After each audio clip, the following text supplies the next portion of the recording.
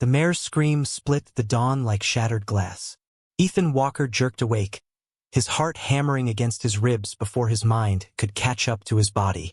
For a moment, caught in that hazy space between sleep and waking, he thought he was back in the barn 15 years ago, smoke coiling through the rafters, his brother's voice calling out one last time. But this sound was different, sharper, more desperate. He threw off the quilts and stumbled to the window, pressing his forehead against the cold glass. The Montana morning stretched gray and infinite across his fields, the wheat stubble pale as bone under the pre-dawn light. Before he tell us where you're tuning in from, and if this story touches you, make sure you're subscribed, because tomorrow, I've saved something extra special for you. And there, at the far fence line where his property dissolved into wilderness, stood a horse he'd never seen before. Even from this distance, Ethan could see she was wild. Not feral farm animal wild, but true Mustang wild. The kind that carried freedom in every line of her body, that knew mountains and storms and survival in ways domestic horses had forgotten generations ago. She stood perfectly still except for her head, which swung slowly, deliberately, toward the northwest, toward the Bitterroot range, toward something Ethan couldn't see. Her coat caught the first rays of sunlight, cream-colored and luminous, but along her left shoulder, something dark stained the pale hair. Blood, fresh enough to still be wet. Ethan's hands tightened on the window frame. He hadn't been this close to a horse in 15 years. Hadn't wanted to be. The last time he'd laid hands on one, he'd been pulling it from a burning barn while his brother's voice went silent behind walls of flame. That memory lived in his bones, in the permanent ache of his shoulder where a beam had struck him, in the way his hands still sometimes trembled when he smelled smoke. The mare turned her head then, as if she'd felt his gaze across the 100 yards separating them. For just a moment, their eyes met through the glass and the distance. Hers were amber, burning with an intensity that made Ethan's breath catch. She wasn't looking at him with fear or curiosity. She was looking at him with purpose, with demand, with something that felt uncomfortably like accusation. Then she screamed again, that high, piercing sound that carved through the morning silence, and began pawing at the ground. Not randomly, not in panic, but in a rhythm, deliberate, insistent, like she was trying to dig her way through the earth itself, or maybe knock on a door only she could see. Ethan stepped back from the window, his pulse still racing. This wasn't his problem. Wild horses showed up sometimes in Pinewood Valley, driven down from the high country by weather or predators or the simple restlessness that seemed bred into Mustang blood. They'd drink from Silver Creek, rest in the shelter of the valley, then vanish back into the mountains. The proper thing to do was call Thomas Reed. Let the ranger handle it. Thomas knew about these things. Thomas would know what to do with an injured wild horse that showed up at dawn looking like she'd fought her way through hell to get here. But even as Ethan turned away from the window, reaching for his phone, he felt something twist in his chest. That mare wasn't resting. She wasn't drinking. She wasn't doing any of the things a wounded animal should do. She was staring at the mountains with the single-minded focus of something that had traveled far and wasn't done traveling yet. Something that had come here for a reason. The floorboards creaked in the hallway, and Lily appeared in his doorway, her dark hair tangled from sleep, her eyes already alert despite the early hour. She had her mother's eyes, the same deep brown that could see through excuses and half-truths, that demanded honesty even when honesty hurt. "Dad, did you hear that?" It sounded like. She pushed past him to the window, and her words died. Oh, it was just a breath, barely a sound, but Ethan heard everything in it. Wonder, concern, that immediate, instinctive compassion that Grace had carried and passed down to their daughter like a genetic inheritance. The thing that made Lily stop for injured birds, that made her cry over roadkill deer, that made her believe, despite everything the world had shown her, that kindness mattered. "She's hurt," Lily said, and her hand came up to press against the glass, as if she could reach through it, across the distance, to touch the mare's wound. "Dad, she's really hurt. Look at her shoulder." Ethan didn't need to look. He'd already seen. He'd already cataloged the injury with the grim efficiency of a man who'd spent 2 decades ranching, who knew what blood on an animal meant, who understood that nature was beautiful and brutal in equal measure. "I'll call Thomas," he said, his voice coming out rougher than he intended. "He'll know what to do. Fish and wildlife probably needs to be notified anyway if she's wild." But Lily was already pulling on her boots, already grabbing her jacket from the hook by the door. "She'll be gone by the time they get here. You know how wild horses are. She'll spook and run, and with that injury." She didn't finish the sentence. She didn't need to. They both knew what happened to wounded animals in the wilderness. Before Ethan could stop her, before he could even fully process what was happening, Lily was out the door, moving across the yard with the quick, light steps of someone who'd grown up on this land, who knew every rock and rut without looking. Ethan swore under his breath and followed, jamming his feet into his work boots, not bothering with laces. The morning air hit him like cold water, sharp with the smell of frost and dried wheat and something else. Something wild and unfamiliar that seemed to emanate from the mare herself. She watched them approach, her body taut as a drawn bow, ready to bolt. But she didn't bolt. That was the first strange thing. The second was the way her gaze kept sliding past them, back to the mountains, as if they were merely obstacles between her and whatever she sought in those distant peaks. Lily moved slowly, her hand outstretched, making soft clicking sounds with her tongue. Grace had taught her that. Grace, who'd grown up on a ranch in Wyoming, who'd known horses the way some people knew languages, instinctively and completely. Ethan had always been more comfortable with machines, with things that made sense, that followed rules of mechanics and physics. Animals were too unpredictable, too vulnerable, too capable of dying when you weren't watching closely enough. The mare's nostrils flared, drinking in Lily's scent. She shifted her weight, and Ethan saw the wound clearly now. A gash, deep but clean, running from her shoulder down toward her chest. Not a predator wound. The edges were too straight. Barbed wire, maybe, or a sharp branch taken at speed. Something that had sliced rather than torn. "Easy girl," Lily murmured, and impossibly, the mare's ears flicked forward, toward the voice, toward the gentleness in it. "We're not going to hurt you. We just want to help." The mare took one step forward, then another, close enough now that Ethan could see the white marking on her face, a distinctive pattern that looked like branches drooping down from her forehead, like a willow tree reflected in still water.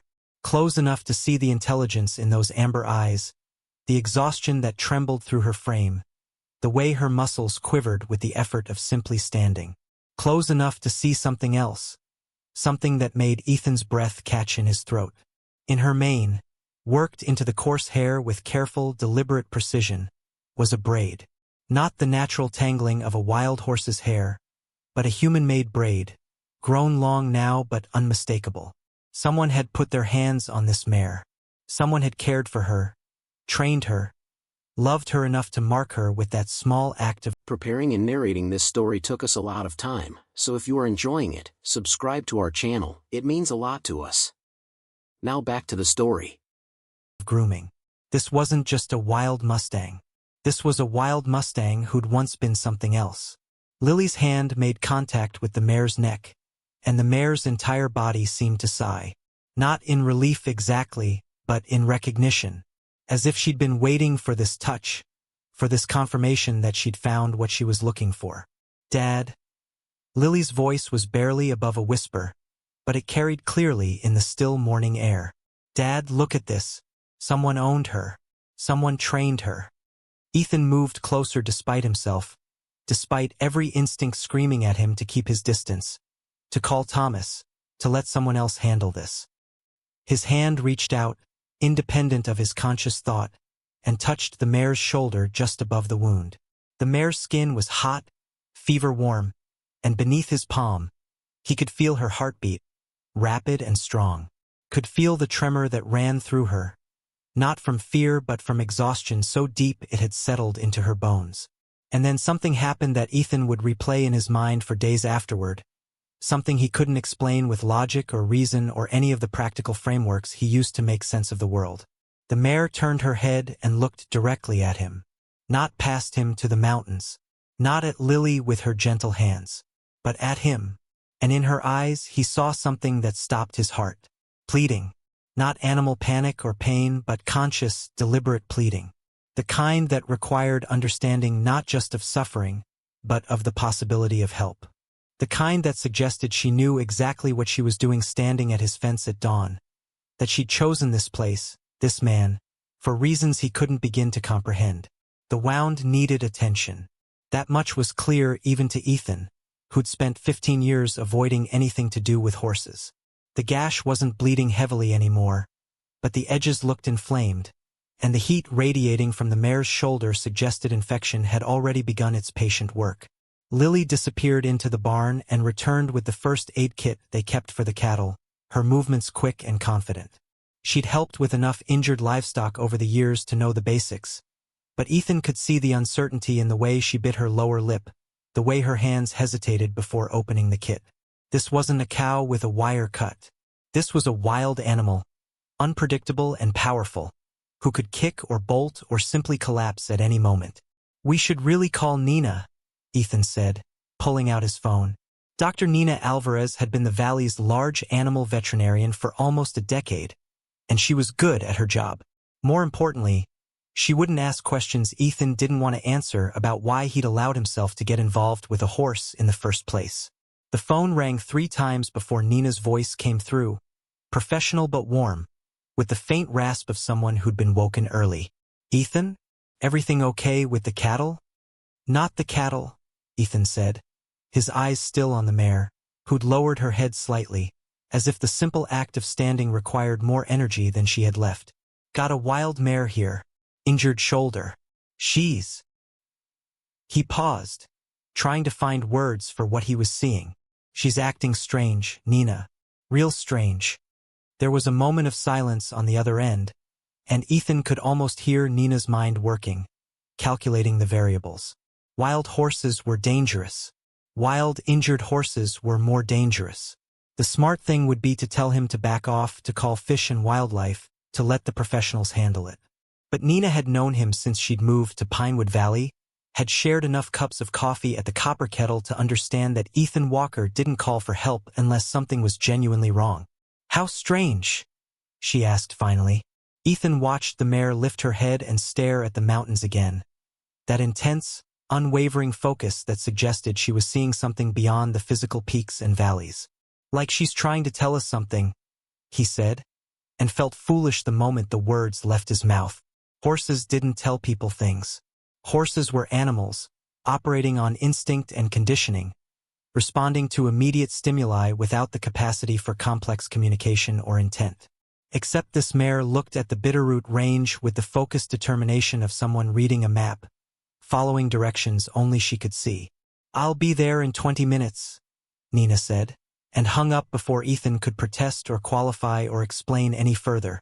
Lily had already started cleaning the wound, using a gentleness Ethan recognized from watching Grace tend to injured animals all those years ago. The mare stood perfectly still for her, only occasionally flicking an ear or shifting her weight. No kicking, no pulling away, just that same patient endurance that suggested she'd been through worse and survived it. "She's been on her own for a while," Lily murmured, more to herself than to Ethan. "Look at her hooves. They're worn down but not cracked. And this braid." She touched the twisted section of mane carefully, reverently. "Whoever did this knew what they were doing. This is the kind of braid you use to mark therapy horses. My friend Jessica told me about it. They used to do it at the riding programs for kids with disabilities so the kids would know which horses were safe to approach." Ethan felt something cold settle in his stomach. Therapy horses. Programs for kids. There'd been something like that in the valley once, years ago, before the funding dried up and the woman running it had simply vanished into the mountains. What was her name? He searched his memory, pulling up fragments of conversations from the Copper Kettle, from Sunday services at the community church, from the general current of small-town knowledge that flowed through Pinewood Valley whether you wanted it to or not. Brennan. Margaret Brennan. Maggie. She'd run some kind of riding program for children up in the Foothills, before the county cut the grants and the liability insurance became too expensive and the whole operation had folded. Ethan remembered seeing her around town less and less, until one day someone mentioned she'd moved up to an old family cabin in the mountains, and then she'd simply faded from collective memory the way people did in rural communities. Present one day, gone the next, their absence filling in like water closing over a stone. "Dad!" Lily's voice pulled him back. "You okay? You look like you've seen a ghost." "Just thinking," Ethan said. But the cold feeling didn't leave. If this mare had come from Maggie Brennan's old program, if she'd somehow found her way down from wherever Maggie had disappeared to, then that meant. What exactly? That an old woman was living alone in the mountains with her horses? That one had escaped and was now standing in his yard at dawn, wounded and exhausted but still trying to get back to wherever she'd come from? The sound of tires on gravel announced Nina's arrival.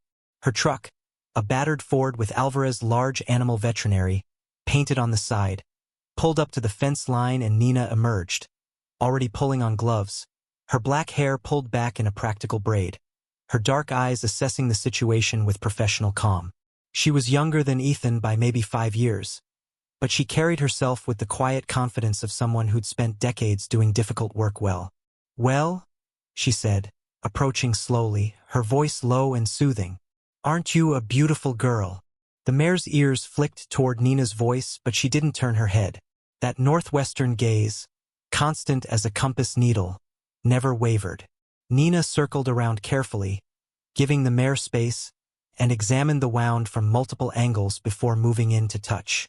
Her hands were quick and efficient, probing the edges of the gash, checking for heat and swelling, testing the range of motion in the mare's shoulder. "Clean cut," she said after a moment. "Maybe 3 days old. Starting to get infected, but we caught it early enough. She'll need antibiotics and daily cleaning, but she should heal fine if." She paused, frowning. "If we can keep her here long enough. This is a wild horse, Ethan. She's not going to just stick around while we play nurse." "She hasn't run yet," Lily pointed out. "She's had plenty of chances." Nina straightened, pulling off her gloves, and for the first time really looked at the mare's face, at the intense focus in those amber eyes. "No," she said slowly. "She hasn't, has she? That's unusual." She walked around to stand in front of the mare, blocking her view of the mountains. The mare's head lowered slightly, and for a moment Ethan thought she might finally spook, might finally show some normal equine fear response. Instead, she simply looked at Nina with what could only be described as impatience, then deliberately stepped sideways to restore her line of sight to the Bitterroot range. Nina let out a low whistle. "Okay, that's more than unusual. That's..." She looked at Ethan, her expression troubled. "That's intentional. She's not just staring at the mountains, Ethan. She's orienting herself. She knows where she's trying to go." The three of them stood in silence for a moment, watching the mare, watching the way the early morning light caught the cream of her coat and the white willow branch marking on her face. The way her whole body seemed to lean northwestward, like a plant bending toward the sun. "There was a woman," Ethan said finally, the words coming out reluctantly. "Years ago, ran a riding program up in the foothills. Therapy horses for kids. She had a place up near Frozen Lake Trail, I think. Brennan. Maggie Brennan." Nina's eyes sharpened. "I've heard that name. Before my time, but the older ranchers talk about her sometimes. Didn't she disappear? Just walked away from everything and moved up to some family cabin in the mountains?" "That's the story," Ethan confirmed. "Haven't heard anything about her in years. Could be she's still up there. Could be she's long gone. But if this mare came from her program..." He gestured at the braid in the mane, at the calm despite injury, at the obvious training that underlay the wildness. Nina crouched down, bringing herself to eye level with the mare's shoulder, and gently parted the hair around the wound. "Look at this," she said quietly. Both Ethan and Lily moved closer. On the skin beneath the mare's coat, partially obscured by dried blood, was a small brand. Not the kind used for ranch identification, but something else. A circle with what looked like a tree inside it. Simple, deliberate, old enough that the hair had grown back over it but still visible if you knew to look. "That's not a ranch brand," Nina said. "That's personal. Someone marked this horse as theirs, as special. And if Maggie Brennan was running a therapy program." She trailed off, but they all understood. This wasn't just any wild horse. This was someone's carefully trained, carefully chosen companion. An animal that had been loved and worked with and marked as valuable not for sale or labor, but for the gentleness that made her safe around vulnerable children. An animal that had somehow ended up wild in the mountains, that had gotten injured, and that had traveled down through rough country in what looked like a deliberate journey to find help, or to lead someone back to where she'd come from.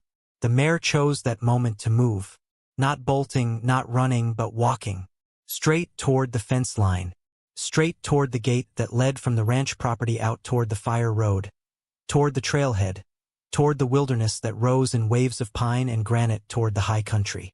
She walked 10 feet, then stopped and looked back at them. The message couldn't have been clearer if she'd spoken it aloud. "Follow me." "No," Ethan said immediately, shaking his head. "Absolutely not. Nina, tell her this is crazy." But Nina was staring at the mare with an expression Ethan couldn't quite read. Fascination, maybe, or recognition of something she'd only read about in textbooks and veterinary journals. Those rare cases of animal behavior that defied easy explanation. "Horses have incredible spatial memory," she said slowly, as if thinking aloud.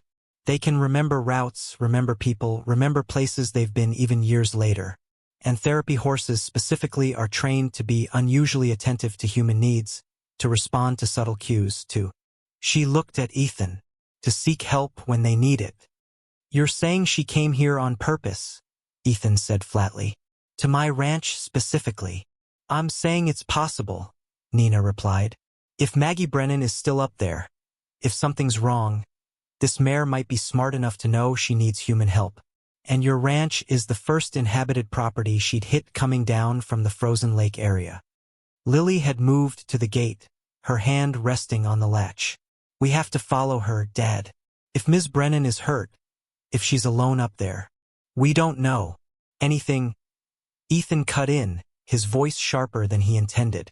"We don't know if Maggie Brennan is even alive. We don't know if this horse is from her program. We don't know anything except that following a wild horse into the mountains based on nothing but guesswork is a good way to get hurt or lost or both." The mare took another few steps toward the wilderness, then stopped again, waiting. What if it was Mom? Lily's voice was quiet, but it cut through Ethan's protests like a knife through cloth. What if Mom was up there, hurt and alone, and someone's horse showed up asking for help? Would you want people to just shrug and go about their day? Or would you want them to at least check? The question hung in the morning air, unanswerable because they all knew the answer. Grace would have followed without hesitation. Grace would have already been saddling horses, packing supplies, calling Thomas to let him know where they were heading.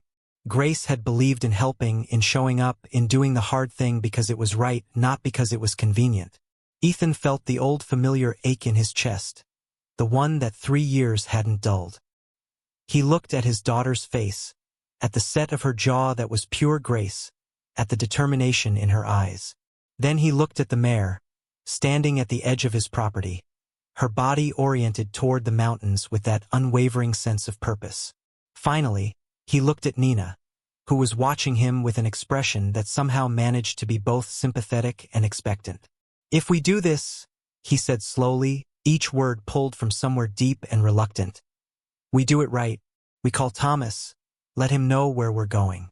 We take supplies, first aid, communications equipment. And if we don't find anything in a day, we turn around. Agreed?" Lily's face broke into a smile so bright it hurt to look at. "Agreed." Nina nodded. "I'll come with you. If Maggie is up there and she's injured, she'll need medical attention. And someone needs to keep an eye on this one." She gestured at the mare. "That wound needs daily care." Ethan pulled out his phone and dialed Thomas Reed's number, already mentally cataloging everything they'd need. Food, water, sleeping bags, medical supplies, rope, maps. His mind shifted into the practical mode that had gotten him through 2 decades of ranching, through Grace's illness, through the endless small crises that made up daily life in Pinewood Valley. Planning, preparing, taking control of variables so that chaos couldn't. But even as he listened to the phone ring, even as Thomas's familiar voice came through asking what was wrong, Ethan couldn't shake the feeling that he'd just agreed to something that would change everything. That the mare standing at his fence line wasn't just asking him to follow her into the mountains, but to follow her into something far more complicated. Into the past he'd spent 15 years running from. Into the guilt he'd never learned to set down. Into questions he'd never wanted to answer about choices and consequences and the people we failed to save. The mare turned her head one more time, those amber eyes finding his across the distance, and Ethan felt the weight of that gaze like a physical thing, like judgment, like forgiveness, like a door opening onto a path he'd sworn he'd never walk again.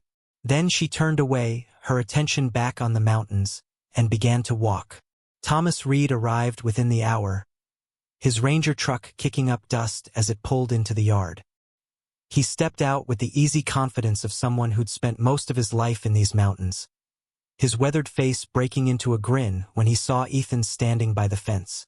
The grin faded when he saw the mare. "Well, hell," Thomas said, stopping short. "That's a mustang if I ever saw one. Wild horse down from the high country." He moved closer, his trained eye taking in the details. The wound, the braid, the way the mare stood with her body angled toward the northwest like a living arrow. "And she's not running. That's interesting." "More than interesting," Ethan said, and proceeded to explain everything. The dawn arrival, the wound, the brand, the braid that suggested therapy training, the way the mare seemed to be actively trying to lead them somewhere. As he spoke, he watched Thomas's expression shift from curiosity to concern to something that looked uncomfortably like recognition. "Maggie Brennan," Thomas said when Ethan finished. "You think this horse belonged to her? You knew her?" "Everyone knew Maggie," Thomas replied, his voice taking on the careful tone people used when discussing someone who'd crossed from present into past. "She was something of a legend around here before your time, really. She started that riding program back in the 90s. Mountain Hope, she called it. Brought in kids from all over the state. Kids with cerebral palsy, autism, trauma histories. Kids who'd been through things that would break most adults." He paused, looking at the mare with new understanding. She had this theory that horses could heal what people couldn't. That there was something about the rhythm of riding, the trust required, the non-judgmental presence of the animal that could reach past defenses and walls that therapy and medicine couldn't touch. "Did it work?" Lily asked, her voice soft with wonder. Thomas smiled, but there was sadness in it. "From what I heard, it was miraculous. Kids who hadn't spoken in months would talk to the horses. Kids who'd been violent would gentle down. There were stories about a boy with severe autism who learned to make eye contact for the first time while grooming one of Maggie's Mares. A girl who'd been abused who stopped having nightmares after spending time in the barn." He shook his head. "But miracles don't pay bills. The grant money dried up. Insurance costs went through the roof after some program in California got sued, and the county decided they couldn't justify the expense. Maggie fought it for 2 years, but eventually she had to close down. And then she disappeared," Nina said, crossing her arms against the morning chill. "Just walked away from everything." "Not exactly walked away," Thomas corrected. "She had an old family cabin up near Whispering Pines, about 8 miles into the backcountry. Her grandfather built it back in the 40s. When the program shut down, she sold most of the horses, paid off her debts, and moved up there. Said she couldn't stand to be in town anymore, watching the barn sit empty, seeing the families who depended on her struggling without help." He looked at Ethan. "Your brother knew her, actually, James. He volunteered at Mountain Hope for a while before the fire." The words hit Ethan like a physical blow. He'd known James had been involved with horses, had spent time at various stables and training facilities around the county. But he'd never known about this. Had never known that his brother had been part of something like Mountain Hope, helping children, working with therapy horses, being part of the kind of gentle healing work that seemed so at odds with the ranch labor and rough country living that defined Pinewood Valley. "He never mentioned it," Ethan said, his voice coming out hoarse. He probably didn't want to burden you, Thomas said gently. You were busy keeping the ranch afloat after your father passed. James knew how much pressure you were under. But yeah, he spent probably 6 months working with Maggie. She said he was a natural. Had the kind of patience and intuition that you couldn't teach. Ethan turned away, staring at the barn, at the place where James had died. All these years, he'd thought he'd known his brother. Thought he'd understood the shape of James's life, his interests, his passions. But here was this whole piece of him that Ethan had never seen, had never asked about. Another failure.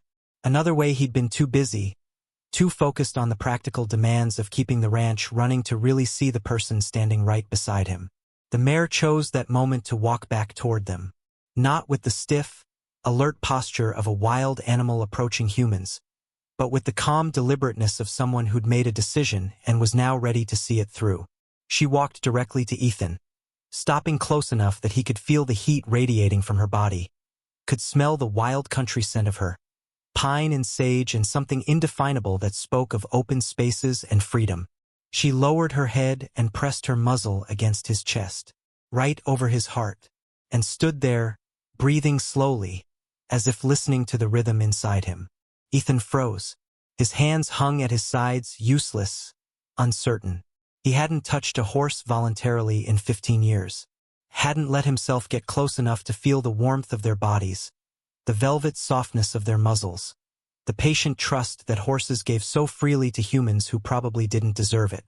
Every instinct screamed at him to step back, to maintain the distance that had kept him safe from grief and guilt and the terrible weight of responsibility. But something in the mare's stillness held him. The way she leaned into him, not with the pushy aggression of a horse demanding treats, but with something that felt almost like comfort, like she was offering it rather than seeking it, like she knew, somehow, that he was the one who was wounded, and she was attempting the kind of wordless healing that Thomas said Maggie Brennan had believed in. Dad. Lily's voice was barely a whisper. She chose you. Ethan's hand rose, trembling, and touched the mare's neck. The hair was coarse under his palm, nothing like the sleek coat of a well-groomed domestic horse. This was a creature who'd lived rough, who'd survived weather and predators and injury through sheer will and wildness. But beneath the rough exterior, he could feel the steady throb of her pulse, the realness of her, the undeniable life that beat in rhythm with his own heart. Willow, Lily said suddenly. That's her name. Look at the marking on her face. It's like a willow tree. She's Willow. The mare's ear flicked toward Lily's voice at the name, as if recognizing it or at least recognizing the tone of naming, the way humans assigned words to things to make them knowable and known. Ethan found himself saying it, testing the shape of it in his mouth. Willow, the mare exhaled, warm breath fogging in the cool morning air, and something in Ethan's chest cracked open, not breaking, opening, like ice giving way to spring thaw, painful and necessary and inevitable. Thomas cleared his throat, breaking the moment. If you're serious about following her, we need to move soon. Weather forecast says there's a front coming through tomorrow night. Early season storm, probably just rain down here but snow up high. If we're gonna get up to Maggie's cabin and back before that hits, we need to leave today. Nina was already pulling supplies from her truck, her movements efficient and practiced. I've got antibiotics for Willow, enough for 5 days if we're careful. Basic medical supplies. Water purification tablets. But we're going to need food, camping gear, proper cold weather equipment if we're heading up to 8,000 feet. I can handle that, Ethan said, his mind already running through the inventory in his barn. The camping equipment left over from the rare trips he and Grace had taken before Lily was born, before the ranch had consumed every hour of every day. Give me an hour. I'll go with you, Lily said, already moving toward the house. We'll need to pack enough for 3 days, just in case. 2 days, Ethan corrected. We're not staying up there any longer than necessary. But even as he said it, he felt the wrongness of the words. Because if Maggie Brennan was up there, if she was injured or sick or in trouble, 2 days might not be enough. Might not even be close to enough. He thought of an elderly woman, alone in a remote cabin as winter approached, maybe hurt, maybe dying, with no one to help her because everyone in Pinewood Valley had simply forgotten she existed. Thomas was studying a topographical map he'd pulled from his truck, his finger tracing the route from Walker Ranch up into the mountains. Frozen Lake Trail is the most direct route, but it's rough. We'll need to go on horseback. Can't get vehicles more than 3 miles up. After that, it's wilderness. No maintained trails, just game paths and old logging roads that haven't been used in decades. How well do you know the area? Ethan asked. Well enough, Thomas replied. I've done patrol up there back when I first started with the service. But that was almost 20 years ago and things change. Trees fall, trails wash out, landmarks disappear. And I've never been all the way to the Brennan cabin. I know roughly where it should be, based on old property records, but... He shrugged. We're going to be relying on this mare to guide us, which is either the smartest thing we've ever done or the dumbest. Probably the dumbest, Ethan muttered, but he was already walking toward the barn, already mentally cataloging which horses could handle the rough terrain, which saddles were in good enough condition for a multi-day trek, how much grain and hay they'd need to pack for 3 horses and a wild mare who might or might not stick with them once they started moving. The barn smelled the way it always did, of hay and leather and the dusty sweetness of grain. But as Ethan stepped inside, another smell ghosted through his memory. Smoke. The acrid tang of burning wood and the terrible stench of fear that animals produced when they knew death was coming. He paused in the doorway, his chest tightening, his breath coming short. Lily's hand found his. Small, warm, real. It's okay, Dad. I'm here. Ethan squeezed her hand, drawing strength from the contact, and forced himself forward. The 2 horses in the stalls looked up with mild curiosity. Buck, his reliable gelding who'd carried him through 2 decades of ranch work, and Penny, Lily's mare, a gentle paint who'd been Grace's last gift to their daughter before the cancer made gifts impossible. Neither was James's horse. That animal, a spirited bay named Thunder, had died in the fire alongside James. Ethan had sold off the others in the months after, unable to bear the sight of them, the reminder they represented. These 2 he'd kept only because the ranch required horses, because some work couldn't be done with vehicles, because practicality had to override grief eventually or the whole operation would have collapsed. But he hadn't ridden for pleasure in 15 years. Hadn't saddled up for anything but necessity. And now he was about to spend multiple days on horseback, following a wild mare into rough country, chasing a ghost and a memory and maybe nothing at all. Buck will carry me, he said, his voice steadier than he felt. You take Penny. We'll need to pack light but thorough. Thomas will bring his own mount. They worked in practiced silence, the rhythm of tacking up so familiar it required no thought. Brushing, saddling, checking girths and stirrups and bridles with the automatic precision of people who'd done this hundreds of times. Lily packed the saddlebags with food and supplies while Ethan gathered the camping gear, rolling sleeping bags tight, checking the integrity of the old tent, testing the camp stove to make sure it still functioned. Nina appeared in the barn doorway, her medical bag slung over one shoulder. I gave Willow the first dose of antibiotics. She took it like a champ, didn't even flinch at the injection. That's more training showing. Wild horses don't usually tolerate that kind of handling. Nothing about this is usual, Ethan said, strapping a coil of rope to his saddle. No, Nina agreed. It's not, but that doesn't make it wrong. She paused, seeming to consider her next words carefully. Ethan, I know this is difficult for you. The horses, the mountains, whatever we're going to find up there. But Lily needs this. Not just the adventure of it, but seeing you face something hard. Seeing you choose to help even when it scares you. That's a powerful lesson. She shouldn't have to learn lessons from her father's cowardice, Ethan said bitterly. It's not cowardice to be afraid, Nina replied. It's only cowardice if you let the fear stop you. And you're not stopping. You're saddling up and heading into the wilderness to help someone who might not even be there, based on nothing but the strange behavior of a wild horse and a gut feeling that something's wrong. That's not cowardice, Ethan. That's courage. Before Ethan could respond, Thomas appeared leading his own horse, a sturdy Appaloosa named Freckles. Got everything we need, communications gear, GPS, emergency beacon in case we get into real trouble. I notified the district office that we're doing a welfare check on a possible backcountry resident. They're not thrilled about the timing with the storm coming, but they understand. Willow was waiting by the gate when they led the horses out, her body oriented northward with that same unwavering focus. But when Ethan approached with Buck, she turned her head and watched, those amber eyes tracking his movements with an intelligence that was almost unsettling, as if she was assessing him, judging whether he was worthy of whatever trust she was about to place in him. Ethan swung into the saddle, the familiar creak of leather and the shift of Buck's weight beneath him sending muscle memory cascading through his body. How many times had he done this? Thousands? Tens of thousands? The motion was as natural as breathing, but it felt strange now, weighted with significance it had never carried before. Lily mounted Penny with easy grace, her face alight with anticipation despite the seriousness of their mission. Nina climbed onto the extra horse from Thomas's stable, a calm bay mare named Duchess.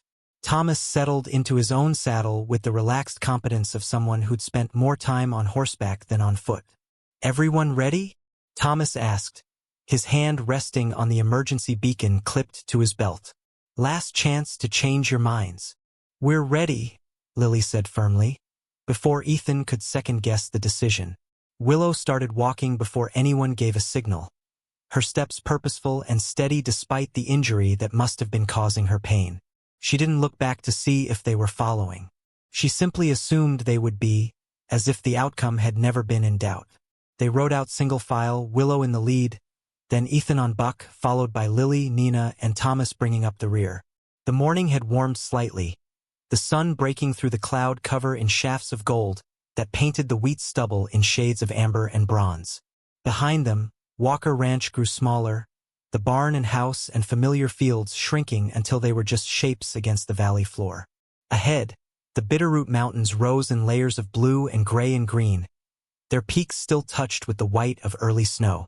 The wilderness waited, vast and indifferent, holding its secrets close.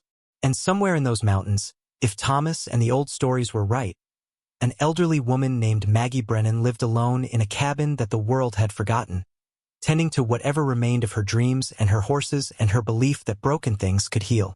Willow walked with the steady purpose of someone going home. Ethan watched the way she moved, favoring her injured shoulder slightly but not enough to slow her pace, her head high, her ears forward. Every few minutes she would pause and look back, as if checking to make sure they were still following, and then continue on. The fire road gave way to the trailhead after an hour of riding. Here the forest closed in, ponderosa pines rising like columns in a cathedral, their bark orange and deeply furrowed, their smell sweet in the warming air. The trail narrowed to a single track, forcing them to ride in line, the horses' hooves making soft thuds on the needle-covered ground. Ethan found himself studying Willow's movements, the way she navigated obstacles without hesitation, choosing paths with the confidence of someone who'd traveled this route before. Multiple times, probably. This wasn't exploration for her. This was a known journey, a path she'd walked enough times to carry it in her bones. She knows exactly where she's going. Lily called from behind him, voicing what they were all thinking.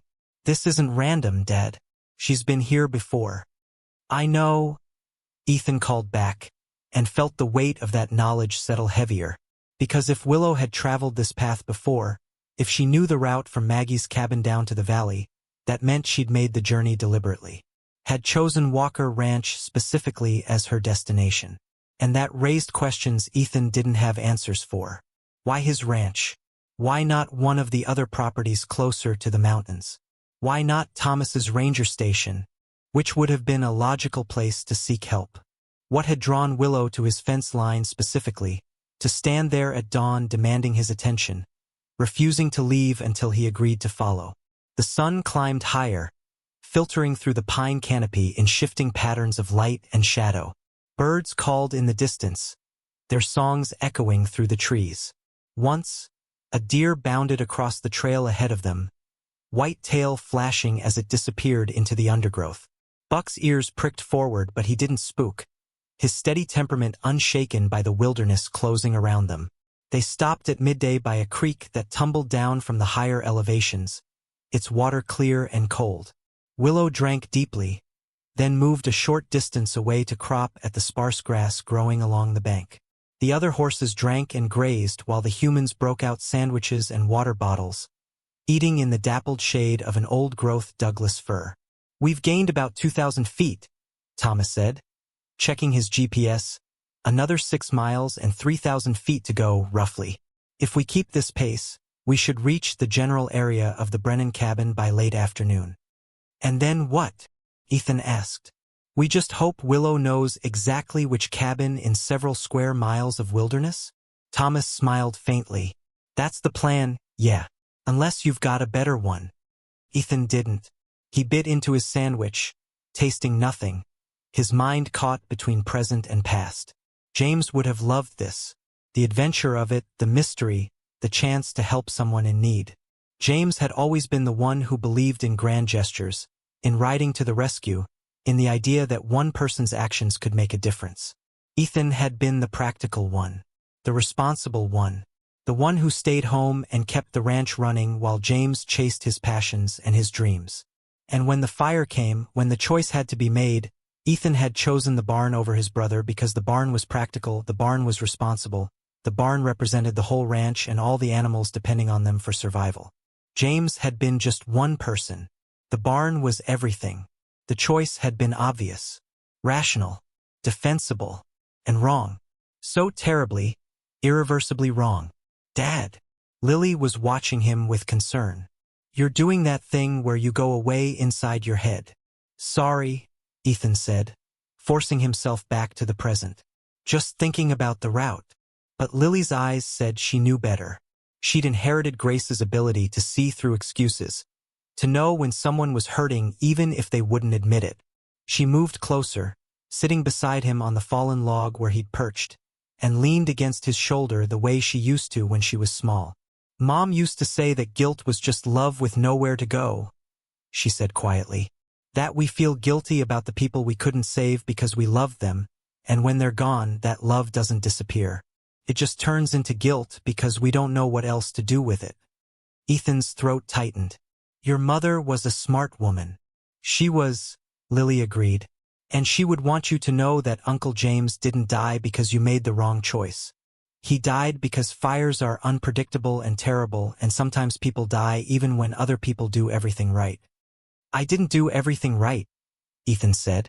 "I made a choice, and he died because of it." "You made a choice that made sense at the time," Lily countered.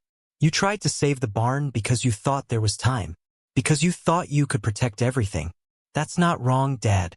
That's human." Before Ethan could respond, Willow lifted her head from grazing and stared intently up the trail. Her whole body went taut, ears pricked forward, nostrils flaring. Then she began walking again, not waiting for the humans to finish their lunch, not looking back, just moving with renewed urgency, as if something in the air or the light or the shape of the mountains had told her they needed to hurry. "I guess that's our cue," Thomas said, rising and brushing crumbs from his pants. They mounted again and followed Willow up the steepening trail. The terrain grew rougher, the path narrower, forcing them to duck under low-hanging branches and navigate around fallen logs that blocked the way. The pines gave way to mixed forest, aspen and birch mixing with the evergreens, their leaves already turning yellow at this elevation, bright as coins against the darker green. The afternoon wore on. The altitude made breathing harder, the air thinner and sharper in their lungs. Ethan's thighs ached from hours in the saddle, muscles he hadn't used in years protesting the sustained effort. But Willow never slowed, never hesitated, driven by whatever internal compass or memory guided her steps. As the sun began its slow descent toward the western peaks, the forest opened into a high meadow. Alpine wildflowers still bloomed here despite the lateness of the season, purple lupin and yellow arnica nodding in the breeze. Across the meadow, backed against a stand of old-growth spruce, stood a cabin. It was small, the logs weathered to silver gray, the roof patched with mismatched materials that spoke of years of careful maintenance. A stone chimney rose from one end, but no smoke emerged from it. The windows were dark, reflecting nothing but the fading light. The whole structure had the abandoned quality of a place that had been left alone too long, that had started the slow process of returning to the forest. But Willow broke into a trot, ignoring the pain in her shoulder, moving faster than she had all day. She went straight to the cabin, straight to the closed door, and began pawing at it. Not randomly, deliberately, knocking, asking entry the only way a horse could. Ethan's heart began to race. He urged Buck forward, the others following close behind. As they approached, he could see details he'd missed from across the meadow. The small garden plot, overgrown but still showing signs of cultivation. The lean-to stable attached to the cabin's north side, empty now but built with care. The worn path from the door to a nearby creek, marked by years of feet carrying water. Someone had lived here, maybe still lived here, and Willow was at the door, calling for them to open it, to see what was inside, to face whatever truth waited in the darkness beyond that threshold. Thomas dismounted first, his hand moving instinctively to the radio on his belt. "Maggie Brennan?" he called out. "Ms. Brennan, this is Ranger Thomas Reed. We're here to help. Can you hear me?" Silence. Just the wind moving through the meadow grass, the distant call of a raven, the soft stamping of Willow's hooves against the worn planks of the porch. Ethan swung down from Buck, his legs unsteady after hours of riding. He moved to the cabin door, his heart hammering against his ribs. This was it, the moment of truth. Either they'd find Maggie Brennan alive, inside, and this whole strange journey would make sense, or they'd find something else, something worse. His hand reached for the door handle, rough-hewn wood worn smooth by years of use. Turned easily, unlocked. The door swung inward on hinges that creaked like a long exhaled breath. The cabin's interior was dim, lit only by the fading daylight coming through the small windows. It took Ethan's eyes a moment to adjust, to make sense of the shapes resolving out of shadow. A wood stove in the corner, cold and empty. A small table with a single chair. Shelves lined with books and jars and the accumulated debris of solitary living. And against the far wall, beneath a window that looked out toward the mountains, a narrow bed. Something lay on that bed.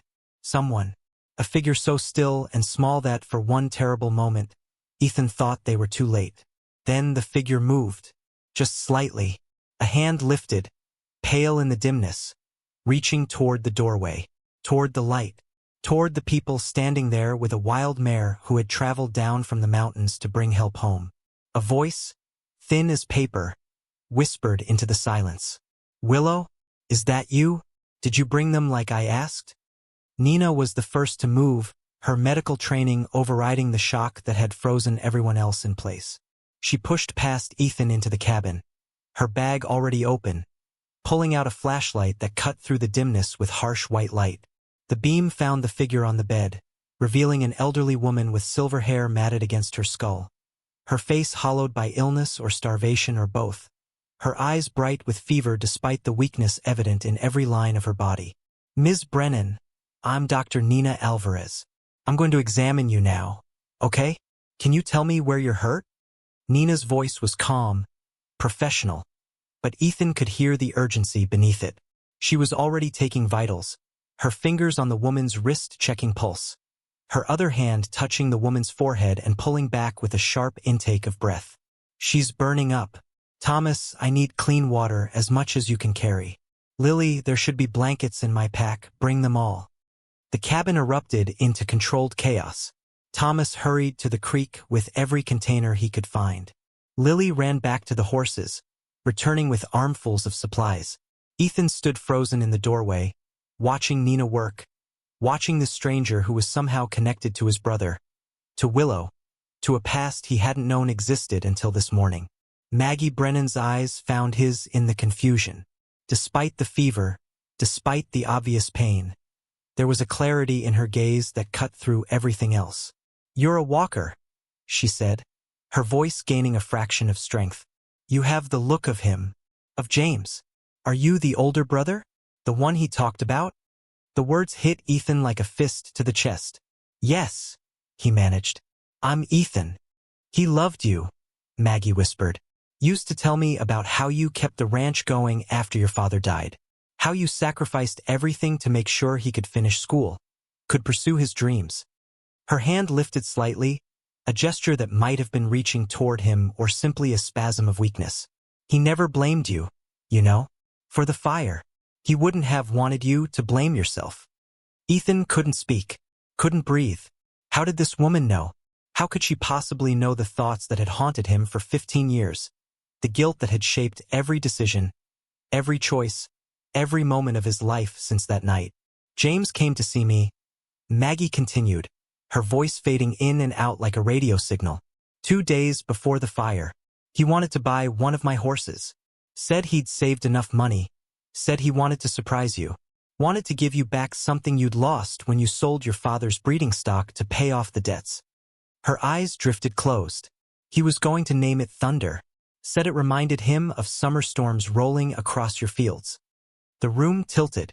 Ethan reached out, his hand finding the rough log wall, needing something solid to anchor him to reality. Thunder. James's horse. The bay that had died in the fire alongside him. James had bought that horse as a gift. For him. Had been planning to surprise him, to give him back a piece of the ranching life that Ethan had sacrificed for James's benefit. Dad. Lily's voice came from somewhere far away. Dad, are you okay? He wasn't okay. Would never be okay. Because the guilt he'd carried, the belief that he'd chosen the ranch over his brother, wasn't even the whole story. James had been in that barn because of him. Had been working with a horse he'd bought as a gift, probably trying to settle it in, to have it ready for some perfect moment of revelation. And Ethan had been too busy, too focused on saving the practical things, the livestock and the equipment and the feed, to realize his brother was trapped. Nina's sharp voice cut through his spiral. Ethan, I need you functional. I need light, I need more water, and I need you to hold it together because this woman is in serious trouble. She was wrapping Maggie in blankets, trying to bring down the fever through forced cooling, her movements efficient but her face tight with concern.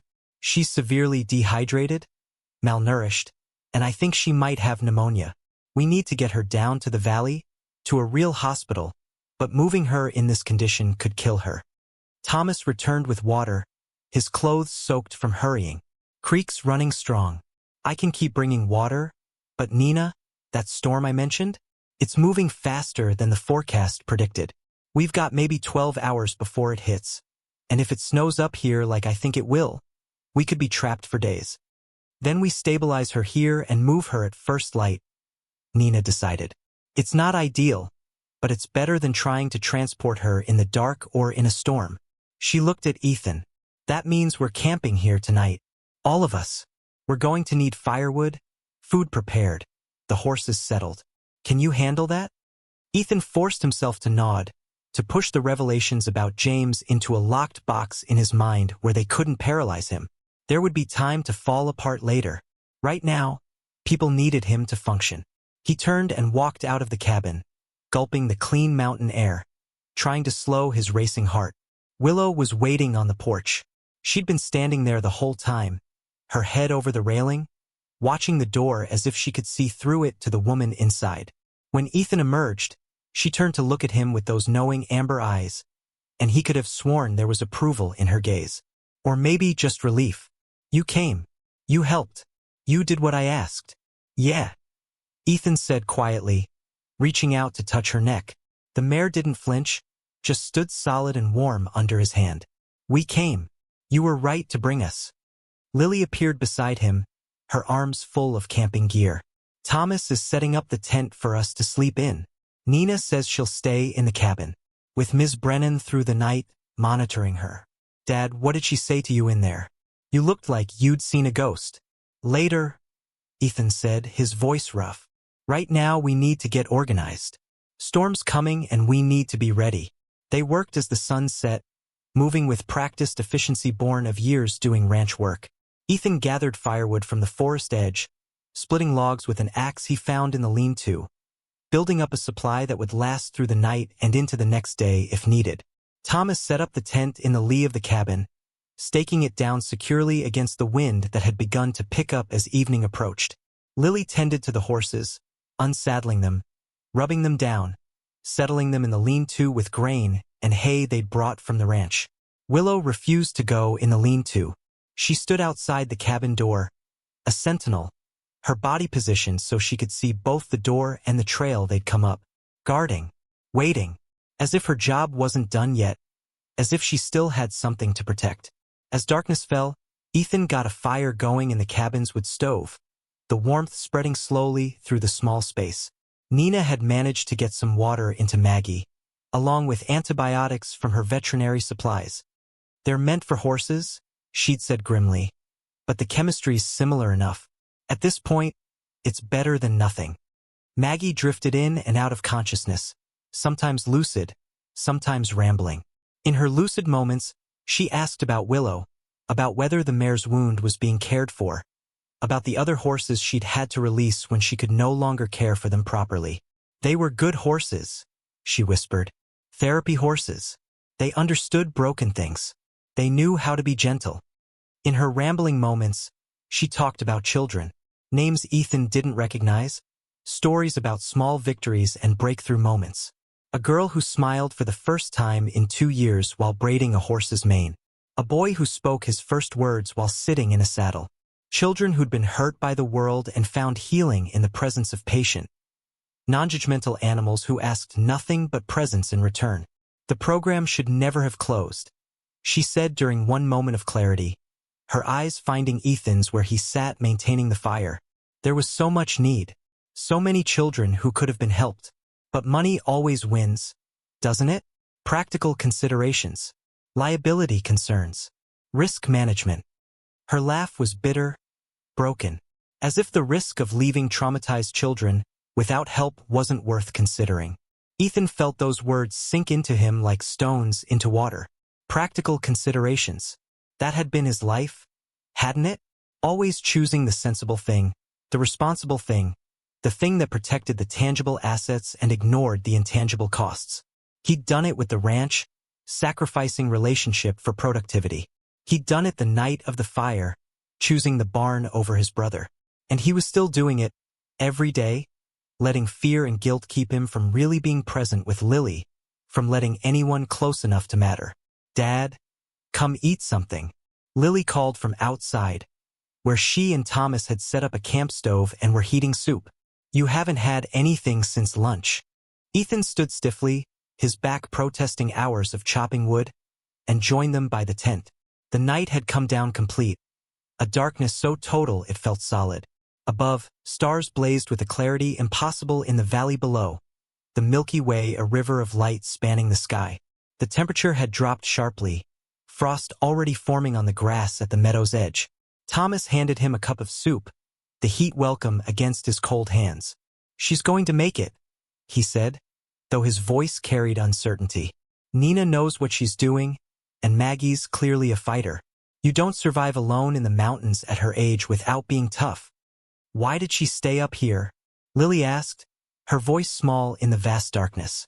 "After the program closed, why didn't she come back to town? She must have had friends, people who cared about her." "Sometimes people get broken in ways that make it impossible to go back," Thomas said quietly. "When you've dedicated your life to something, when you've seen the good you can do and then watch it get taken away for reasons that have nothing to do with the work itself, sometimes the world feels too small afterward, too full of compromises and half-measures and people who don't understand what you've lost." Ethan heard himself in those words. Wasn't that exactly what he'd done? Retreated from anything that reminded him of James, anything that required the kind of open-hearted engagement that made loss possible? He'd kept Lily at arm's length emotionally, loving her but never quite letting her see the depth of his pain. Had thrown himself into the ranch work, into the practical demands that left no room for grief or healing. And now here he was, miles from home, sitting in the darkness with a wild mare standing guard and an old woman dying inside a forgotten cabin, being confronted with all the ways he'd chosen safety over life. "Thomas," Ethan said slowly, "Maggie mentioned something earlier, about the program closing because of money and insurance. What exactly happened?" Thomas was quiet for a moment, his face shadowed in the dim light from the camp stove. "It's a familiar story, really. State budget cuts meant grant funding dried up. Insurance companies decided therapeutic riding programs were too high risk after some lawsuits in other states. Liability premiums went through the roof. And then Victor Caldwell started buying up property around here, including the land Maggie was leasing for her facility. He wanted it for development, for his vision of turning Pinewood Valley into some kind of resort destination. The name sent a chill through Ethan that had nothing to do with the mountain air. Caldwell. He's the one trying to buy up the water rights. The same, Thomas confirmed. He's been at it for years. Slow and patient, buying property, acquiring rights, pushing through rezoning applications. Your ranch is one of the last holdouts, Ethan. If he gets control of Silver Creek, he controls the whole valley's water supply. And then he can charge whatever he wants for access, price out the small ranchers and farmers, and transform the whole area into exactly what he wants it to be. Lily set down her soup cup with a clatter. So Ms. Brennan lost her program because of him? Because he wanted the land? Partly, Thomas said. It was a lot of factors. But yeah, Caldwell's development pressure was a big part of it. He convinced the county that therapeutic riding programs were a poor use of valuable real estate, that the land could generate more tax revenue as resort property. And enough commissioners agreed with him to deny Maggie's lease renewal. That's horrible, Lily said, her voice shaking with anger. That's business, Thomas replied with a shrug. At least, that's what Caldwell would say. Progress requires difficult choices. Economic development benefits everyone. The usual justifications for destroying things that don't turn a profit. Ethan stood abruptly, his hands clenched into fists. What about the water rights? Our family's water rights. Are those documented somewhere? Legally protected? Thomas looked at him with sudden interest. Your grandfather's conservation easement. You mean? That's the thing, Ethan. Nobody's been able to find the original documents. The county courthouse had a fire back in '98. Lost a bunch of records. Caldwell's lawyers claim the easement was never properly filed, that it's just local legend without legal standing. Your grandfather's gone, and without documentation, there's nothing to stop Caldwell from asserting control once he buys enough adjacent properties. But if the documents still existed somewhere, Ethan said slowly, his mind racing. If someone had kept copies, originals that survived the courthouse fire, that would change things. It would change everything, Thomas agreed. But who would have kept something like that? Your grandfather died, what, 30 years ago? That's a long time for paperwork to survive. Ethan looked at the cabin, at the dark windows and the thin line of smoke rising from the chimney, at Willow standing patient guard outside the door. Someone who believed in protecting what mattered, he said quietly. Someone who understood the value of preserving things, even when the world said they were worthless. He set down his soup and walked back to the cabin, Lily and Thomas following. Nina looked up from where she sat beside Maggie's bed, the old woman sleeping fitfully, her breathing raspy but steady. What's wrong? Maggie's husband, Ethan said. What was his name? Nina frowned. Brennan. Obviously. Why? His first name. Thomas? Do you remember? Thomas thought for a moment. Richard. I think? No. Robert. Robert Brennan. He died back in the 70s.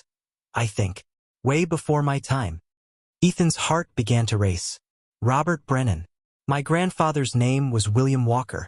Thomas, you said the conservation easement was created by our grandfathers together to protect the valley's water. That's the story, Thomas confirmed, his eyes widening as he understood where Ethan was going. You think Maggie might have her husband's papers? Copies of the original agreement? She kept everything else, Ethan said, gesturing at the shelves lining the cabin walls. Books, journals, photo albums, folders stuffed with papers. She preserved the memory of her program, stayed up here rather than let it fade away completely. Why wouldn't she preserve her husband's legacy too? Nina stood up carefully, moving away from the bed so their conversation wouldn't disturb Maggie. If you're going to search, be systematic about it. Don't disturb things unnecessarily. This is her home, and she deserves respect even if she can't currently consent to us going through her belongings. They began to search, working quietly, checking shelves and drawers and boxes stacked in corners. Lily found the photo albums first, leather-bound books filled with fading images. Children on horseback, their faces alight with joy. Maggie younger, her hair still dark, standing beside a tall man who must have been Robert. Horses in pastures, in barns, wearing the simple braids that marked them as therapy animals. Thomas found journals, Maggie's handwriting filling page after page with observations about the children, about their progress, about small victories and persistent challenges. His voice was thick when he read one entry aloud. Today Sarah spoke to moonlight. First words she said since the accident that killed her parents. Just 3 words, pretty horse, pretty. But her foster mother cried. I cried. Sometimes healing looks like 3 words and a horse's patient ear. Ethan searched the desk, pulling out drawers, checking behind them for anything that might have been deliberately hidden. And there, in the bottom drawer, beneath a stack of old veterinary receipts, he found a metal box. Fireproof, he realized, noting the seals and the weight, the kind of box someone used to protect things that absolutely could not be lost. His hands shook as he carried it to the table, setting it down carefully in the lamplight. The box wasn't locked. The lid lifted with a soft creak, revealing contents wrapped in oilcloth to protect them from moisture and time. Ethan unwrapped the first package carefully. Inside were documents, the paper yellowed but intact, the text still clear. He read the heading and his breath caught. Silver Creek Conservation Easement. Filed with the state of Montana, Bureau of Land Management, June 15, 1947. Thomas crowded close, reading over his shoulder. That's it. That's the original. Look, there's the seal, the notarization, both signatures. William Walker and Robert Brennan, agreeing to protect the creek in perpetuity for agricultural and community use, explicitly prohibiting commercial development or water diversion. He let out a low whistle. This is a legal atomic bomb, Ethan. This proves Caldwell has no claim to the water. But Ethan had found something else in the box. A journal, smaller than the ones on the shelves, with his grandfather's name embossed on the cover. He opened it with trembling hands, seeing William Walker's familiar handwriting, the same script he remembered from old letters and ranch records. The entries were dated, starting in 1946 and continuing for years. He read randomly, skipping through the pages, and his grandfather's voice came alive in the words. Concerns about development pressure even back then. Worry about corporations buying up ranchland. The belief that water was too precious to be owned by any one person. That it belonged to the land itself and to all who depended on it. And there, in an entry from 1947, the decision to create the easement. Robert and I signed the papers today. We're protecting the creek, protecting the valley. Not for ourselves, we'll be gone soon enough. But for our sons, our grandsons. For all the people who'll come after who'll need this water to grow food and raise families and build lives. Some things are too important to leave to chance or to the mercies of money. Some things you have to protect, even if the world thinks you're foolish for caring. Ethan's vision blurred with tears he didn't bother to hide. His grandfather had known, had understood that the battle to protect what mattered was never really won, just fought again and again by each generation. And he'd created a legal barrier, a shield that had survived in a fireproof box in a forgotten cabin for decades, waiting for the moment when it would be needed again. There's more, Lily said softly. She'd been reading another section of the journal, pages near the end. Listen to this. It's dated about a month before Grandpa William died. James came to visit today. Bright boy, full of fire and dreams. Reminds me of myself at that age. We talked about horses, about the ranch, about what matters in life. I gave him a copy of the easement documents, told him to keep them safe, told him that someday his brother might need them, when the developers and moneymen come circling like they always do. James promised he'd keep them safe. Promised he'd make sure Ethan knew about the protection we'd built. I believe him. He's got the heart for it. The room went silent. Ethan stood frozen, the journal in his hands, understanding crashing through him like an avalanche. James had known, had carried copies of the documents, had intended to tell Ethan about them. But the fire had come first. The fire that destroyed the barn, that killed James, that consumed everything including whatever papers James had been keeping in his room above the stable. The easement documents hadn't been lost in a courthouse fire. They'd been lost when James died, burned to ash along with his brother's hopes and plans and the gift he'd been preparing. And Ethan had never known, had never thought to ask, had been too consumed with guilt and grief to wonder what James might have been working on, what he might have been planning. "He was going to tell you," Thomas said quietly. "James was going to bring you the documents and tell you about your grandfather's vision, and then everything could have been different. You could have fought Caldwell years ago, stopped him before he gained so much power." "But the fire," Lily whispered. "Uncle James died, and the papers burned with him, and no one ever knew." Ethan sank into a chair, the weight of revelation crushing him. All these years, he'd blamed himself for not saving James, had carried the guilt of that one terrible choice through 15 years of half-lived life. But there was another layer to it now. James hadn't just been his brother. James had been carrying a mission, a legacy, a responsibility their grandfather had entrusted to him. And when James died, that trust had died too, leaving the valley vulnerable, leaving everyone exposed to Caldwell's patient acquisition of power. If Ethan had run into the barn instead of trying to save the livestock, if he'd pulled James out first, gotten him to safety, then maybe James would have lived to deliver the documents, would have lived to be the protector their grandfather had intended. The ranch might have been lost, but the valley would have been saved. It was a different calculation of guilt, a new math of loss and consequence that made his head spin. Nina's voice cut through his spiral, sharp with medical urgency. "She's waking up. Ethan, Maggie's trying to say something." They all moved to the bedside. Maggie's eyes were open, clearer than they'd been, the fever perhaps breaking or perhaps just gathering itself for a final push. Her gaze found Ethan and held it with surprising strength. "The box," she whispered. "You found it." "Yes," Ethan managed. "The documents are here. The conservation easement. All of it." A smile touched her cracked lips. "Good. Robert made me promise. Said if the walkers ever needed them, if the valley was ever threatened, I should keep them safe. Should make sure they got to someone who would fight." Her hand lifted slightly, reaching toward him. James was going to fight. Before he died, he came to me, showed me his copies, told me he was going to help his brother save the ranch and the creek. But then the fire. "I know," Ethan said, his voice breaking. "I'm sorry. I'm so sorry." "Not your fault," Maggie breathed. "James didn't think so. He told me, that last time I saw him, that you'd already sacrificed everything for him. That you'd given up your own dreams to keep the ranch going, to make sure he could pursue his.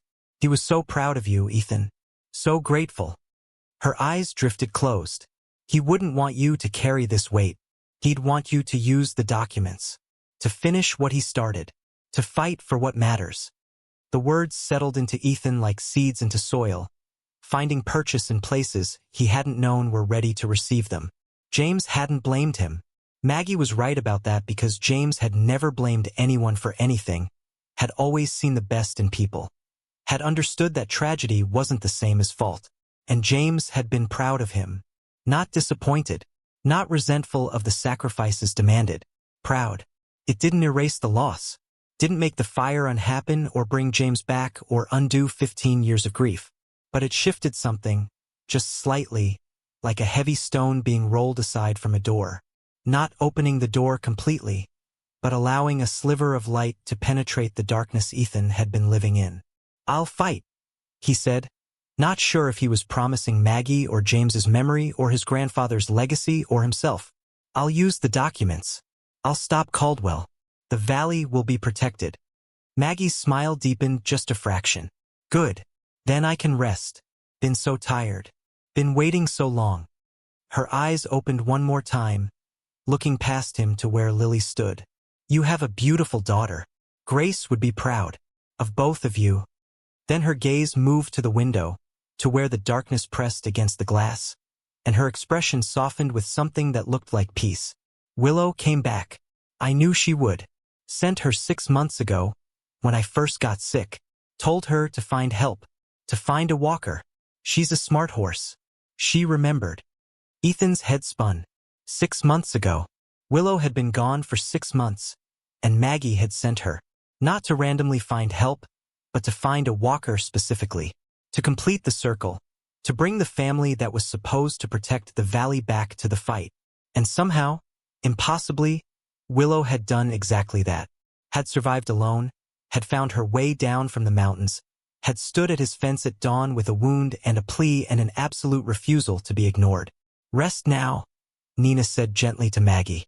"We're going to get you down to the valley tomorrow, get you proper medical care. You're going to be fine." Maggie's eyes closed, her breathing evening out into something that looked more like natural sleep than fever-driven unconsciousness.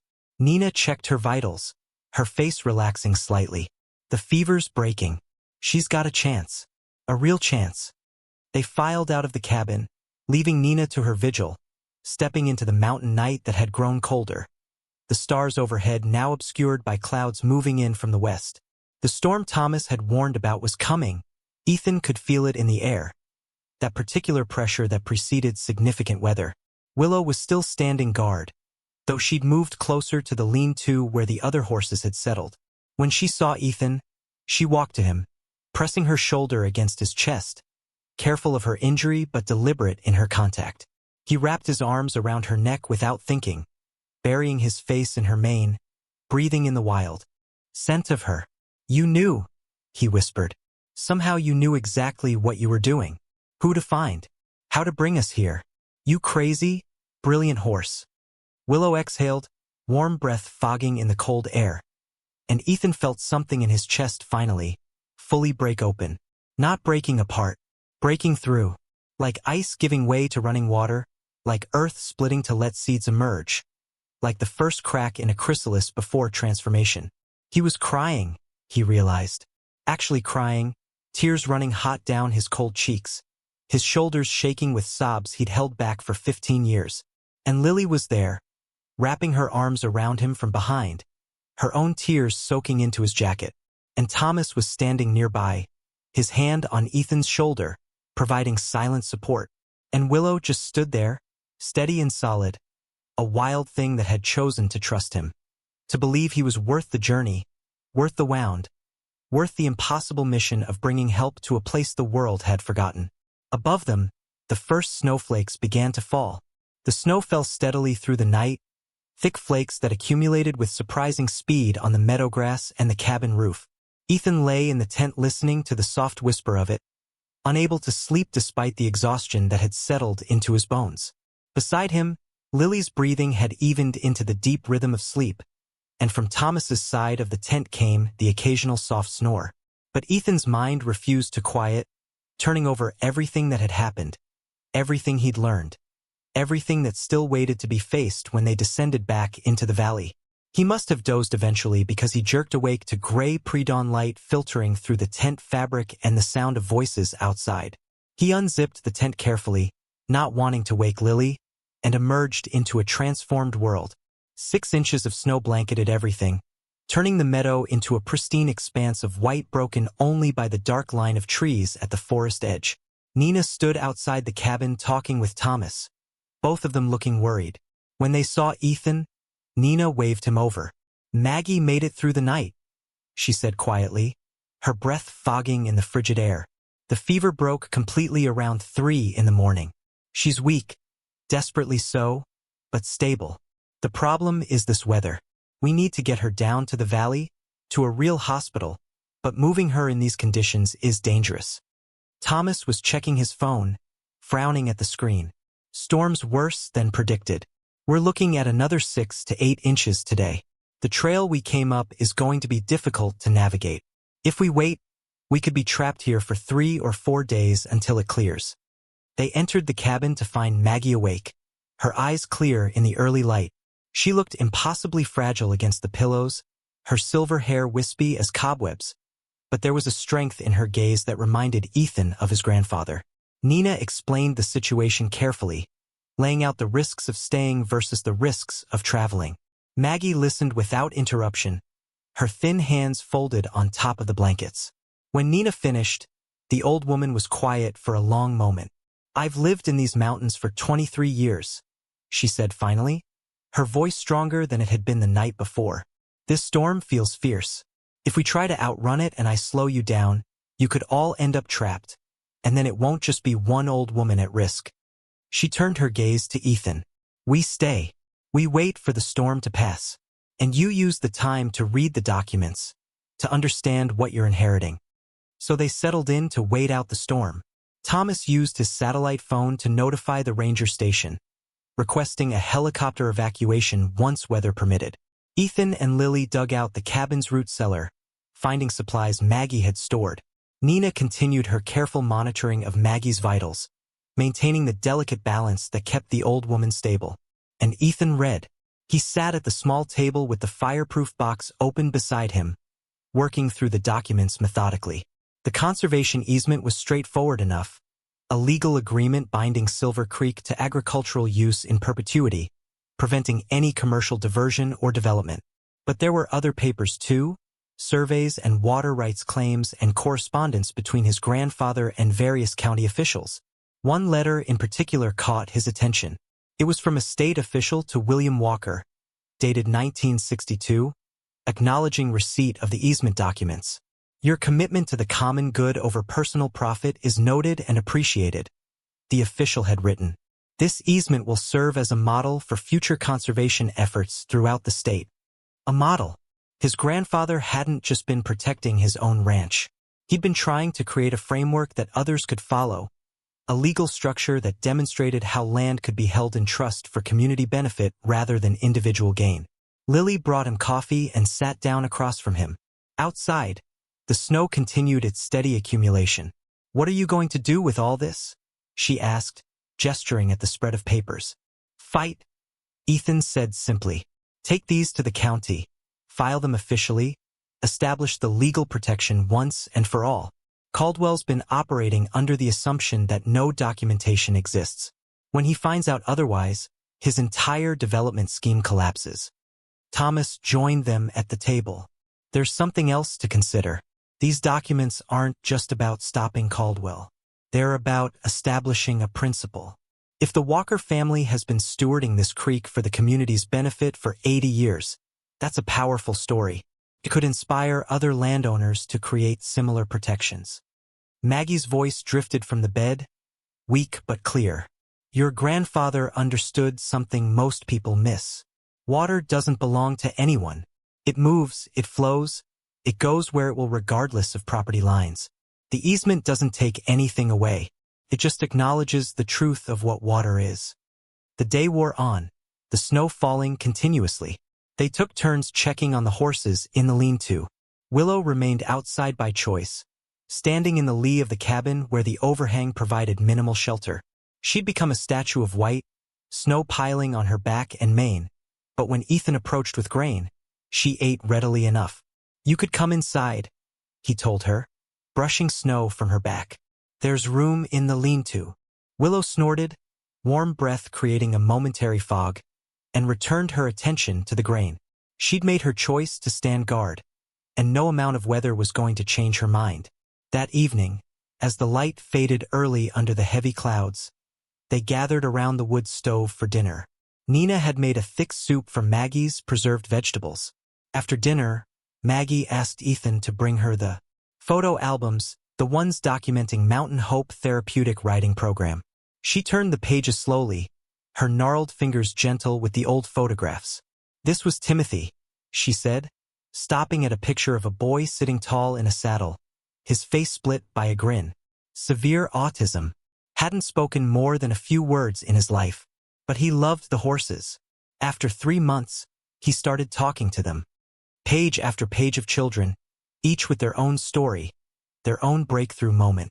Ethan listened and felt the weight of what had been lost when the program closed. Could it be rebuilt? Lily asked softly.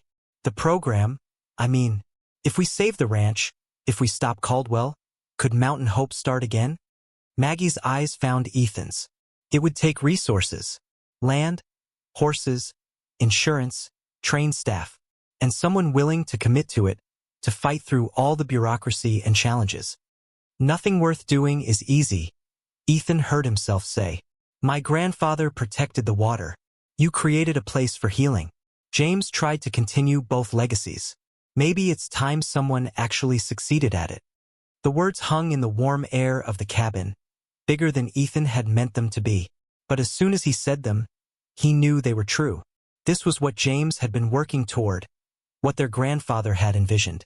Not just preserving the past, but building something new on that foundation. Maggie closed the photo album carefully. James would be proud, she said, looking at Ethan. This is what he wanted, to use the land as a foundation for something that would help people.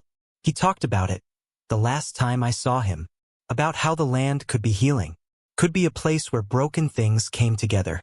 The storm blew itself out overnight. Morning broke clear and painfully bright, the sun reflecting off snow that had accumulated nearly 2 feet deep. Thomas coordinated with the ranger station. A helicopter could reach them by afternoon to evacuate Maggie. The rest of them would ride out on horseback. They spent the morning preparing. Ethan and Thomas cleared a landing zone in the meadow.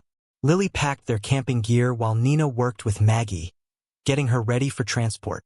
Willow stood apart from the activity, her cream coat brilliant against the snow.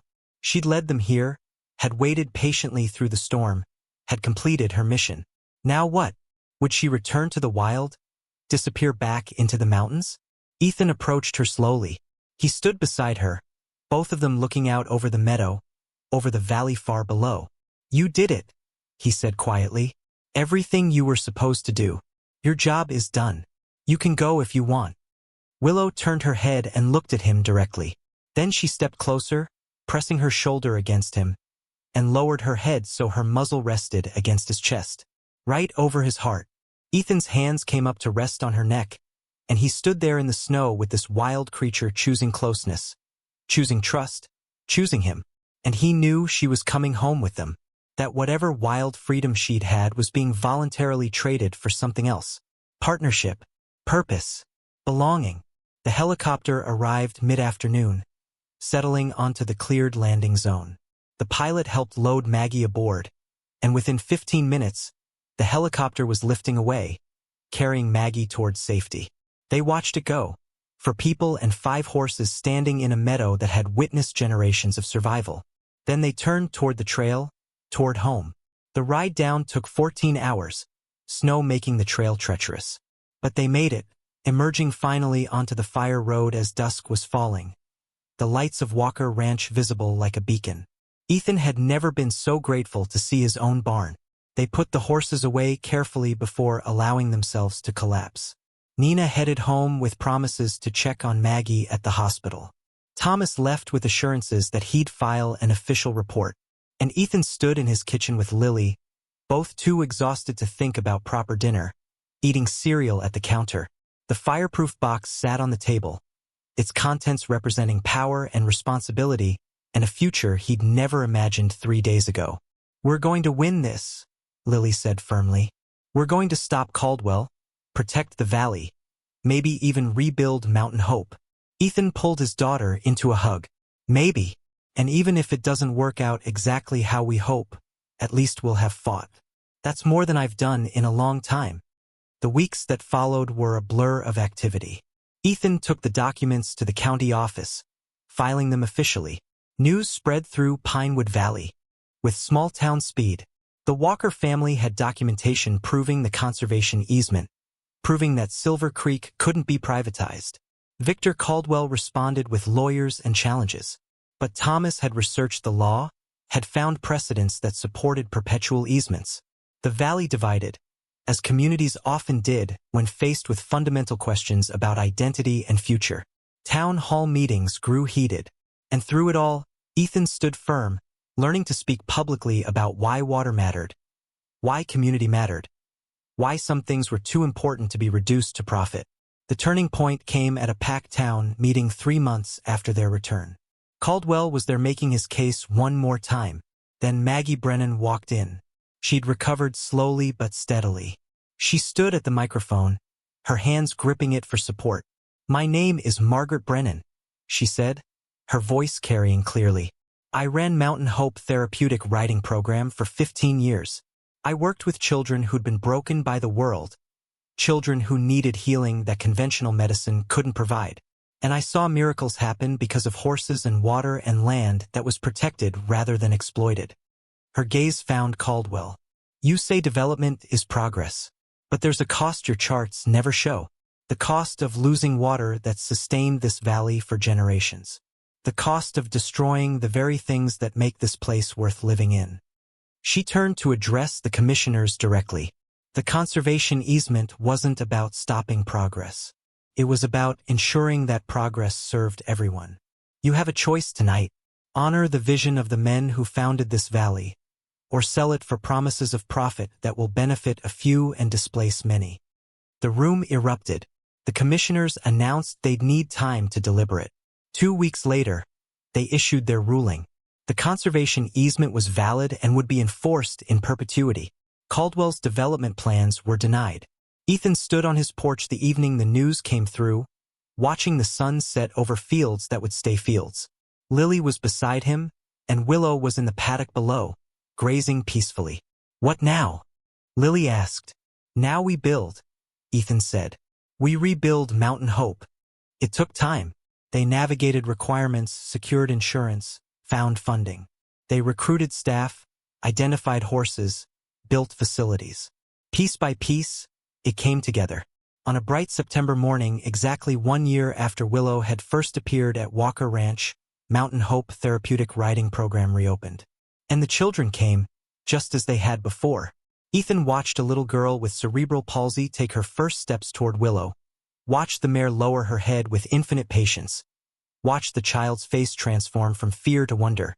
"He's here," Maggie said quietly, appearing beside Ethan. "James, your grandfather, my Robert. Everyone who believed in this. They're watching, proud of what you've built." That evening, after the families had left, Ethan stood alone in the barn.